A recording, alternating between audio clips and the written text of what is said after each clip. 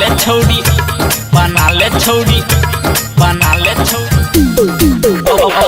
अपन लवर के अपन लवर के कहै छियो लिख ले तू हमर नंबर गे कहै छियो लिख ले तू हमर नंबर गे हमारा बना ले छौड़ी अपन लवर गे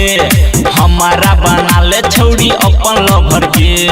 कहै छियो लिख ले तू हमर नंबर गे कहै छियो लिख ले तू हमर नंबर गे हमारा बना ले छौड़ी अपन लवर गे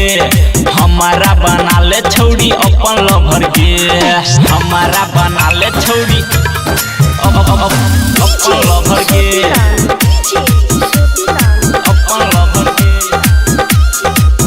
हाँ कहै छियो बात तू सुन न गई सुन के कान नहीं मुन न गई मुन न गई मुन न गई हाँ कहै छियो बात तू सुन न गई सुन के कान नहीं मुन न गई मुन न गई हाँ तोरे नाम धर के छो दिल हमर गे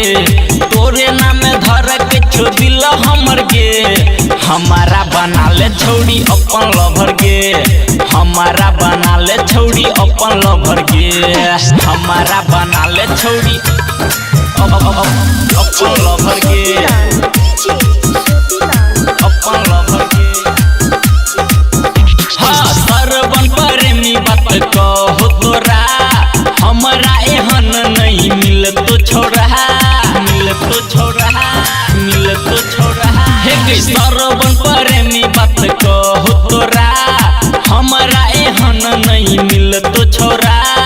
मिल तो छोड़ा हाँ दुख नहीं तू बुझे छा नहीं ले छा खबर गे दुख नहीं तू बुझे छा नहीं ले छा खबर गे हमारा बना ले छौड़ी अपन लवर गे हमारा बना ले छौड़ी अपन लवर गे अखन अहाँ सब सुनि रहल छी माँ वाणीश्री रिकॉर्डिंग स्टूडियो दरगाह चौक नेहरा।